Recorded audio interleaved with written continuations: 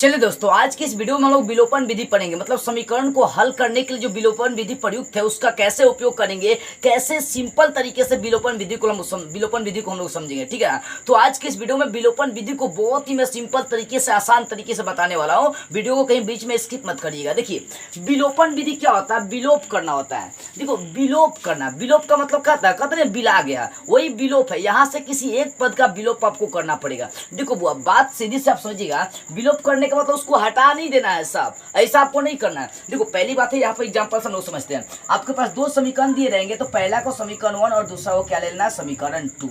अब देखो, जब दो समीकरण आप लेंगे तो यहाँ पर किसी एक पद का आपको विलोप करना है। मतलब किसी एक पद को आप बराबर करिए। एक पद को छुपा लीजिए, x को छुपा लेते हैं। मान लो कि हमें y का बराबर करना है, ठीक है ना? तो y वाले पद को बराबर करना है, तो x को आप भूल जाइए, एक का विलोप कर दीजिए आप, ठीक है ना? देखो, दो समीकरण आपके पास रहेंगे, पहले को समीकरण 1 और दूसरे को समीकरण 2 लेना है, ठीक है ना? अब यहाँ से किसी एक पद को बराबर करना होता है। या तो x वाले पद को आपस में बराबर करिए, तो y वाले पद को आपस में बराबर करिए। ये नियम होता है। मान लीजिए कि मैं x वाले पद को बराबर करना चाहता हूँ।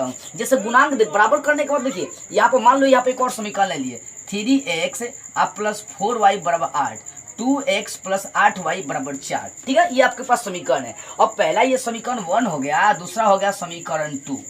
ओके, अब मान लो कि x वाले पद को मैं बराबर करना चाहता हूं, तो अभी तो x वाला पद बराबर नहीं है, तो सिर्फ गुणांक देखते हैं। जैसे समीकरण 1 में x का गुणांक 3 है, तो इसको समीकरण 2 से गुना कर देंगे। और समीकरण 2 में x का गुणांक 2 है, तो इसमें समीकरण 1 से गुना कर देंगे। तो ऐसा करने से क्या होगा? ये x वाला पद बराबर हो जाएगा, 3 दूना 6, यहाँ पर द्वितीय 6, यहाँ 3 दूना 6, ये x वाला पद क्या हो जाएगा? बराबर। अगर यही सोचिए y वाला पद बराबर करना होता, तो y का गुणांक 4 है, तो इस समीकरण 2 में हम लोग किससे गुना कर देंगे? 4 से, ठीक है ना? समीकरण 2 में गुना किससे करेंगे? 4 से। और यहाँ y का गुणांक 8 है, तो समीकरण 1 में गुना किससे कर देंगे? 8 से। तो इस तरह से किसी एक पद को आपको क्या करना है? बराबर करना है। अब बराबर करने के बाद उसका चिन्ह भी देखना है। जैसे मान लो कि x वाला पद बराबर करेंगे, तो x का चिन्ह प्लस है, यहाँ भी चिन्ह प्लस है। जब सेम सेम चिन्ह आएगा ना, प्लस प्लस चाहे माइनस माइनस, तो इस कंडीशन में आपको उसको घटाना पड़ता है। और वही जब भिन्न भिन्न चिन्ह होगा, जैसे मान लो कि यहाँ पर प्लस है, यहाँ पर माइनस कर दिए, आप y वाले पद को बराबर किए हैं, तो y वाले पद को बराबर किए, तो एक का चिन्ह माइनस है, दूसरे क्या है? प्लस है। तो ध्यान दीजिएगा, जब प्लस माइनस चाहे माइनस प्लस, ये वाली जब चीजें आएंगी ना, जब प्लस हो, अच्छा, प्लस माइनस चाहे माइनस प्लस हो, तो इस कंडीशन में वो क्या करना है? जोड़ देना है। तो जब किसी एक पद, मतलब किसी एक पद को बराबर करना है, या तो x को बराबर करना है, नहीं तो y को बराबर करना है। और बराबर करते समय चिन्ह भी देखना है। सेम चिन्ह में सेम चिन्ह में घटाना है, और डिफरेंट चिन्ह मतलब अलग अलग चिन्ह में आपको जोड़ देना है। अब मान लो यहाँ पर देखते हैं, y वाले पद को मैं बराबर करता हूँ, ठीक है ना? मान लीजिए अभी कर रहा हूँ, तो y का गुणांक यहाँ पर भी 1 है, यहाँ पर भी y का गुणांक 1 है, तो यहाँ पर बराबर करने की कोई आवश्यकता आपको नहीं है। और y का चिन्ह प्लस है, यहाँ पे x का चिन्ह माइनस है, तो ये दोनों चिन्ह y वाले पद में बराबर कर रहा हूँ। ध्यान दीजिए, y वाले जब पद देख रहा हूँ कि बराबर है, तो इसका चिन्ह अलग अलग है, इसका मतलब इसको जोड़ सकते हैं। अब वही यदि x वाला देखता हूँ, यहाँ भी x का गुणांक 1 है, यहाँ भी x का गुणांक 1 है, मतलब x वाला पद आपका सेम है, तो इसका चिन्ह देखेंगे, इसका चिन्ह प्लस, इसका चिन्ह प्लस। तो जब x वाला पद आप बराबर करेंगे और इसका चिन्ह प्लस प्लस है, तो इस कंडीशन में दोनों समीकरण को आप घटाएंगे। चलिए, यहाँ पर देख रहे हैं कि y वाला पद बराबर है, चिन्ह प्लस माइनस है, तो इसका मतलब जोड़ेंगे। जोड़ में थोड़ा सा सिंपल होता है, ठीक है ना? तो यहाँ पर ध्यान दीजिए, इन दोनों समीकरण को मैं क्या करता हूं, क्योंकि ये पहले से ऑलरेडी बराबर है, तो समीकरण 1 आप प्लस ये हो गया समीकरण 2। तो समीकरण 1 क्या है? x प्लस वाई बराबर 14, समीकरण 2 है x माइनस वाई बराबर 4। इन दोनों को जोड़ रहे हैं। देखिए, जोड़ में चिन्ह चेंजअप नहीं होता है। अगर यही घटाते हैं, तो यहाँ x का चिन्ह प्लस है तो माइनस हो जाता है, y का चिन्ह माइनस है तो क्या होता है? प्लस हो जाता है, ठीक है? तो जोड़ में कुछ चेंजअप नहीं होता, लेकिन घटाव में चिन्ह चेंजअप करना पड़ता है। अब चलिए, तो ये प्लस वाई माइनस वाई कटिस हो जाएगा। अब देखो, एगो x कितना हो जाएगा? 2x हो जाएगा। यहाँ 14 4 जोड़ देंगे, कितना हो जाएगा? 18।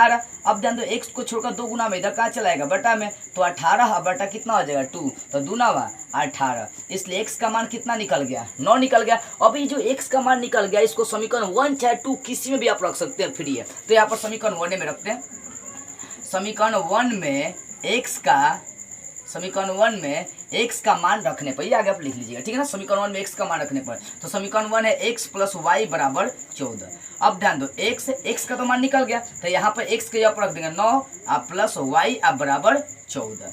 अब ध्यान दो, y बराबर है 14 है, प्लस 9 को इधर ला देंगे, क्या हो जाएगा? माइनस 9 हो जाएगा। तो इसलिए सॉरी, यहाँ प्लस 9 इधर लाएंगे तो क्या हो जाएगा? ये माइनस 9 हो जाएगा। तो इसलिए y बराबर 14 में से 9 घटेगा, कितना हो जाएगा? 5। तो अतः देख सकते हैं, x का मान आ गया 9 और y का मान आ गया 5। तो इस तरह से आप क्या कर सकते हैं? विलोपन विधि का प्रयोग कर सकते हैं, ठीक है ना? अभी मेरे अनुमान से लगता है कहीं सस्पिशन आपको रह गया होगा, तो एक और एग्जांपल जैसा हम लोग लेते हैं और उसको समझते हैं कि उसमें कैसे विलोपन विधि यूज करेंगे।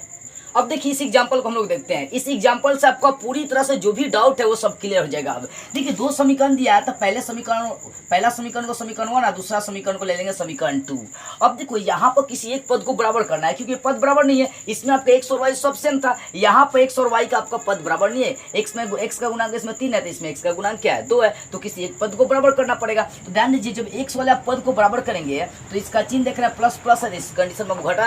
आप किसी भी पद को बराबर कर सकते हो, ओनली आप फ्री है, यहाँ पर कोई शर्त नहीं कि एक्स को बराबर करना है या वाई को बराबर करना है, किसी एक पद को आप बराबर कर सकते हैं, ठीक है ना। मैं वाई वाले पद को बराबर कर रहा हूँ, क्यों देखो बराबर इसलिए कर रहा हूँ वाई वाले पद को, क्योंकि वाई का चिन्ह प्लस है, इसमें माइनस है, प्लस में इसको क्या कर सकते हैं आप जोड़ सकते हैं। एक्स वाले पद को बराबर करूंगा तो यहाँ दोनों का चिन्ह प्लस प्लस है, तो उसको घटाना पड़ेगा, ठीक है ना। चलिए मैं क्या करता हूँ, यहाँ पर वाई वाले पद को बराबर करता हूँ, ठीक है ना। ऑलरेडी मैं आपको एक काम करता हूँ, एक्स वाले पद को बराबर करके दिखाता हूँ, क्योंकि इसमें चिन्ह चेंज अप करना है। आप किसी भी पद को बराबर कर सकते हैं, फ्री है, ठीक है ना। तो यहाँ पर मान लो एक्स वाले पद को मैं बराबर कर रहा हूँ, यहाँ एक्स का गुणांक 3 है, तो इस 3 से गुना किसमें कर देंगे, समीकरण 2 में। यहाँ समीकरण 2 में एक्स का गुणांक 2 है, तो इस समीकरण 1 में गुना कर देंगे। ऐसा करने से क्या होगा, आपका पद आपस में बराबर हो जाएगा। अब यहाँ एक्स वाले पद को बराबर किया है, तो इसका एक्स का चिन्ह प्लस, इसमें भी प्लस है, यानी सेम चिन्ह है, तो दोनों को आपको घटाना पड़ेगा। तो लिखना पड़ेगा समीकरण 1 में गुना किससे किया है, 2 से, घटा रहे हैं समीकरण 2 का गुना किससे कर दिए हैं, 3 से, ठीक है ना। अब देखो तो समीकरण 1 में आप 2 से गुना किया, तो करिए 3 दूना कितना हो जाएगा 6x आप प्लस, यहाँ 4 दूना कितना हो जाएगा 8y आप बराबर 10 दूना कितना हो जाएगा आपका 20 हो जाएगा। अब समीकरण 2 में 3 से गुना करना है, तो 3 दूना 6x घटाओ 3 दूना 6y आप बराबर 3 दूना कितना हो गया 6। अब इसको घटाना है, यही बातें आपको बताना चाहता हूँ। घटाओ में चिन्ह चेंज अप करना है। यहाँ पर देखो 6x का चिन्ह प्लस है तो माइनस हो जाएगा, ये 6y का चिन्ह माइनस है तो प्लस हो जाएगा, ये प्लस 6 तो क्या हो जाएगा माइनस हो जाएगा। घटाओ में चिन्ह चेंज अप हो जाएगा, लेकिन जोड़ में ज्यों कहते हो जोड़ देते हैं, ठीक है ना, इसमें जैसे जोड़े थे। अब देखो चिन्ह चेंज अप हो गया आपका घटाओ में। अब देखो यहाँ पर ये प्लस 6y ये माइनस 6y क्या हो जाएगा कटिस हो जाएगा, देख सकते हैं कटिस हो जाएगा। अब देखो 8 गो y प्लस है, 6 गो y माइनस था, तो चिन्ह चेंज अप में क्या होगा प्लस हो गया, तो 8 गो y या 6 गो y कितना हो जाएगा 14y। यहाँ देखो 20 में से 6 घट जाएगा कितना हो जाएगा 14, y को छोड़कर 14 गुना में इधर कहाँ चलाएगा बटा में, तो 14 बटा कितना हो जाएगा 14, 14 कम 14, इसलिए y का मान कितना आ गया 1 आ गया, ठीक है ना। अभी जो y का मान आ गया इसको समीकरण 1 या समीकरण 2 में हम लोग रख देते हैं, ठीक है ना। तो समीकरण 1 से चलिए, समीकरण 1 से, अब समीकरण 2 से भी चल सकते हैं, यहाँ पर कोई दिक्कत नहीं है। देखो 3x प्लस 4y बराबर 10। अब देखो 3 गुना x का तो मान नहीं निकला, इसको जो कहते हो छोड़ दीजिए, क्योंकि y का मान निकला 3x प्लस 4 गुना y, तो y का मान 1 निकला बराबर कितना है 10 है, तो 10। यहाँ 3x आप प्लस 4 के 1 से गुना कर देंगे, 4 बराबर कितना हो गया 10 हो गया। 3x बराबर 10 है, प्लस 4 को इधर लाएंगे क्या हो जाएगा माइनस 4 हो जाएगा। याद ध्यान दीजिए 3x बराबर है 10 में से 4 घटेगा कितना हो जाएगा 6। अब ध्यान देते हैं यहाँ x को छोड़कर 3 गुना में इधर चलाएगा बटा में, तो ये x बराबर हो जाएगा 6 बटा 3, इसको काटिए 3 कम 3, 3 दूना 6। तो यहाँ पर देखने को मिल रहा है कि x का मान आपका आ गया कितना आ गया 3 आ गया। तो अतः आप कर सकते हैं, सॉरी 3 दूना 6, x का मान 2 आ गया, करेक्ट 3 दूना 6 कट गया 2 बार में, x का मान 2 आ गया, तो अतः x का मान 2 और y का मान कितना आ गया 1 आ गया, ठीक है ना। तो ये आपका विलोपन विधि है, किसी एक पद को बराबर करना है, जिस पद को बराबर करो उसका चिन्ह देखना है, जिस पद को आप बराबर किए हैं उसका चिन्ह प्लस प्लस मतलब सेम होगा, या माइनस प्लस मतलब माइनस माइनस, या प्लस प्लस मतलब जब सेम चिन्ह होगा तो उनको घटा देंगे, अलग अलग डिफरेंट चिन्ह होगा तो उनको जोड़ देते हैं, ठीक है ना। तो इस तरह से आपका ये हल हो जाता है विलोपन विधि। देखो ये समीकरण को हल करने की सबसे आसान विधि होती है, कम टाइम में ज्यादा क्वेश्चन इसके माध्यम से आप सॉल्व कर सकते हैं, तो इसी विधि का खासकर आप यूज करिएगा। तो बस आई होप ये सारी बातें आपको बेटर से समझ में आ गई होगी। तो बस आज के इस वीडियो में इतना ही, अगले वीडियो में हम लोग ब्रज गुणन विधि को हल करते हुए फिर मिलेंगे, क्योंकि देखो ब्रज गुणन विधि अपने आप में एक थोड़ा सा टफ विधि पड़ता है, कई लोगों को नहीं समझ में आती है, मैं सिंपल तरीके से आपको समझाऊंगा।